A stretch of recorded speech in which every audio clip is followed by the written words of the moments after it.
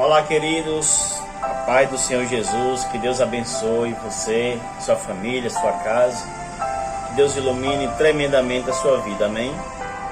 Eu quero deixar uma passagem para vocês aqui e em seguida eu vou estar colocando um vídeo, né? E eu quero que você, através dessa palavra e desse vídeo, você pense um pouquinho, amém? Por causa que Jesus, Ele está construindo para nós uma nova casa. Ele falou quando saiu daqui, disse assim: eu vou, prepararei lugar, e quando eu achar, voltarei, pegarei vós para estar comigo. Onde eu estiver, vós estareis também. Mas só que essa casa que Jesus fala é uma casa santificada. Só vai para lá quem tiver o coração bom. Não adianta você ir para a igreja todos os dias, não adianta você, de repente você está fazendo a vontade de Deus por um lado, mas por outro você está desagradando, não adianta. Quando a gente vivia na lei, a palavra do Senhor dizia que eram 10 mandamentos, se tropeçasse nenhum, os 9 não valiam de nada. Assim é a graça. Não adianta você viver a sua aparência, que você vive na igreja, de um jeito, na sua casa você viver de outra. Não adianta você falar uma coisa para a pessoa e seu coração ser outro. Não adianta isso. E o que mais nós vemos hoje em dia é isso. O coração do ser humano. Eu quero que você pegue sua Bíblia rapidinho e você abra lá em Tiago capítulo 5. Perdão, capítulo 4, versículo 17. Tiago capítulo 4, versículo 17. Eu quero falar algo para você que está escrito na palavra do Senhor. Amém, pessoal? Entenda uma coisa. Deus, Ele quer seu coração. Ele não quer suas atitudes. Se você ajuda uma pessoa, isso aí é o que nós cristãos tem que fazer. Isso aí é a bondade do cristão, tem que fazer isso. Isso aí é uma obrigação nossa. Mas o seu coração tem que estar em Cristo também, para você herdar a nova terra. Amém? No dia do juízo vai se abrir 2 livros. O livro da vida e o livro das obras. Não vai ser só um não, é 2, viu? Abra o livro e abra também seus livros. Então, você não precisa ter só o livro, no livro o seu nome. Também tem que ter as obras. Porque a fé sem obra é morta. Já dizia Jesus Cristo. Em Tiago capítulo 4, versículo 17, o Senhor diz assim, ó: portanto, aquele que sabe que deve fazer o bem e não faz, nisso está pecando. Portanto, aquele que sabe que deve fazer o bem e não faz, nisso está pecando. Ou seja, se você sabe que deve fazer aquilo, é uma obrigação de fazer aquilo e você não faz, então, queridos, você está pecando de qualquer jeito. Não adianta. Ah, mas eu ignorei. Essa palavra aqui Jesus falou também. Aqui foi Tiago que falou através do Espírito Santo. Mas Jesus também falou, mas não falou abertamente, ele falou em parábolas. Quando ele falou do publicano, o samaritano, o bom samaritano, aonde tinha um homem lá que estava precisando de ajuda ali no chão, e passou o levita, passou o servo, e todos ignoraram aquele homem ali. Passou o samaritano, pegou aquele homem e levou até a despensa e até um local onde chegou e disse assim: ó, deixa ele aí, quando eu voltar, o que passar do que eu te passar, te dar aqui, eu te restituirei. Ou seja, o homem teve compaixão por aquela alma. E muita pessoa está na igreja e não tem compaixão. Amém? Eu vou deixar um vídeo rapidinho aí com vocês. E esse vídeo você vai pensar um pouquinho, vai raciocinar. E em seguida eu volto para te mostrar uma outra palavra que Deus colocou no meu coração. Amém? Fique aí rapidinho e assista com atenção esse vídeo. Da fome.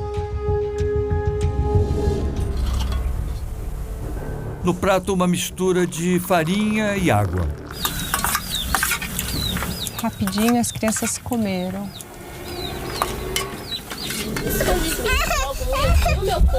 O bebê chora porque quer leite. A mãe chora porque não tem o que dar ao filho. Na pequena roça, melancia cortada ainda verde. As crianças estão impacientes. Partem a fruta ali mesmo no chão. Um pedaço para cada uma. De estômago vazio, meninos e meninas devoram tudo rapidamente. A fome tem pressa. Você tem açúcar? Açúcar não tenho não, açúcar não. Café? Café também não. Mas você tem leite para ele? Para dar para ele? Tem só um pouquinho ali no pacote. No interior do Maranhão, milhares de famílias não têm o que comer. E o meu sonho é de eu ter minhas coisas, de eu não ver meus filhos passar fome.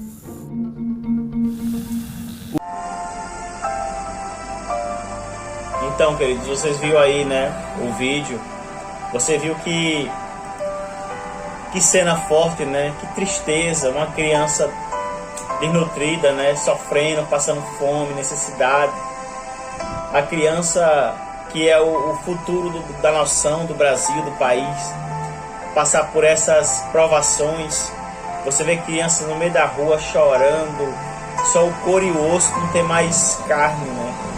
Você vê uma mãe dar e levar o alimento ao filho, os seios não tem mais nem carne para pegar, é só o couro, meu Deus do céu. É triste, queridos. Muitos cristãos têm se levantado, muitos crentes têm se levantado por causa da tristeza que vê nos olhos de uma criança, né? Mas tem outros que têm se levantado por causa disso aqui, ó, a roupa, o terno, bem arrumadinho, bonitinho, vai para a igreja todo engomadinho, assim como os irmãos se ostentam. E às vezes ali na igreja o Espírito Santo não tem nem como tocar naquela pessoa para mostrar ela, o irmão sofrendo. Agora você pergunta assim, por que, pastor, você tem esse racismo de falar essas coisas? Eu vou dizer por quê. Porque uma época, não muito tempo atrás, eu e minha esposa, nós passamos por uma dificuldade grande, ao ponto de nós passar fome, nós passar necessidade, nós chegar à noite e chorar porque não tinha nada. A gente apelava pela nossa família, né? Eu lembro que a minha sogra, meu sogro, todo dia de tardezinha trazia R$1 de pão, né? Eles também não tinham muita condições financeiras para ajudar a gente, mas eles ajudavam o que podia. Eles traziam todo dia, traziam R$1 de pão, de noite a gente comia, nós dormíamos, quando no outro dia se acordava e pedia a Deus para Deus dar direção. E o sofrimento ali era terrível, queridos. Oh, meu Deus do céu, como a gente lembra disso, é tão ruim lembrar do passado, mas o passado às vezes a gente tem que lembrar de algumas coisas para servir de exemplo, né? Porque quando o povo saiu do Egito, Deus mandou Moisés preparar uma erva amarga para eles tomarem, né?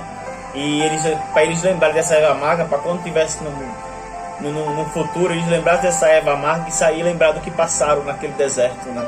Para não voltar a pecar de novo.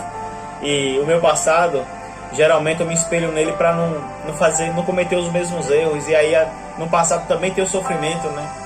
O sofrimento da gente. Aí a gente sofria. Uma época eu fui para o centro da minha cidade. Lembro como hoje, eu fui de pé, né, andando, e levei a aliança do nosso casamento, né? E lá a gente vendeu a aliança, quer dizer, eu vendi, minha esposa nem sabia. Eu vendi por 10 vezes mais barato o valor.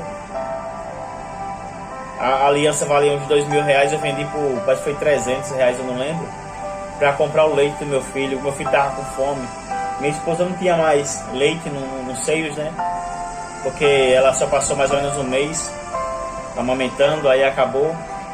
E a gente, infelizmente, teve que vender a aliança, nossa aliança.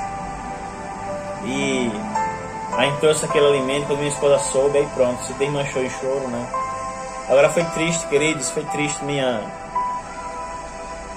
meu passado eu passei por um aperreio muito grande, aonde já chegou o tempo da gente dormir no chão, né? Dormir no chão, a gente não ter comida para comer, né? E 1 João, capítulo 3, versículo 17, fala assim, ó: se alguém tiver recursos materiais e vendo seu irmão em necessidade não se compadecer dele, como pode permanecer nele o amor de Deus? Ou seja, em 1 João 3,17 ele fala isso. O irmão, o cristão, ele às vezes não tem noção que Deus não quer a adoração dele de qualquer jeito. Deus, ele rejeita isso. Você às vezes está na sua igreja, todo arrumadinho, bonitinho. Você olha para o lado, você vê... Você até critica, né? Você vê uma pessoa toda mal arrumada, né? Às vezes com uma sandalinha e uma bermuda toda rasgada. E você olha para a pessoa e diz assim, como é que a pessoa sai daí da sua casa e vem para adorar a Deus desse jeito? Você critica a pessoa, sabendo você que ela só está com aquela roupa por causa que ela ganhou. E ela não tem, a melhor roupa dela é aquela. E às vezes você tem condições de ajudar a sua irmã e você não ajuda. Muitas vezes o cristão, ele se sente salvo. Se eu chegar na igreja com mais de 100 pessoas e eu perguntar assim, quem é que está salvo aqui? Todo mundo vai levantar a mão, todo mundo. É a igreja toda. Que eu já fiz isso aí. E a igreja toda levantou a mão. Quem é que vai ser salvo? Todo mundo levantou a mão ali, naquela fé. Mas deixa eu fazer uma pergunta a você. Será? Será que você está salvo? Será que eu estou salvo pelas atitudes que eu estou fazendo, que você está fazendo? Para um pouco para analisar. Você viu o vídeo aí, né? E o próprio Jesus falou, o próprio Deus falou em 1 João, no livro de 1 João, na primeira carta de João, falou, 3,17, se alguém tiver recursos nessa terra, vendo seu irmão em necessidade, não se compadecer dele, como pode permanecer nele o amor de Deus? É bíblico isso aí, querido. Não está falando de mim não, não sou eu que estou falando não. É a Bíblia que está falando, é Deus que está falando. Então para um pouco para pensar, tá? Para um pouco para raciocinar, pense direitinho, leia a Bíblia direitinho. Não leia só por obrigação não, mas leia para aprender. Amém, pessoal? Que Deus abençoe vocês, tá? Fica aí a dica, tá bom? Fica a dica aí. Faça as coisas pela obra de Deus de coração. Não faça de qualquer jeito não, tá? Deus abençoe. Fica na paz.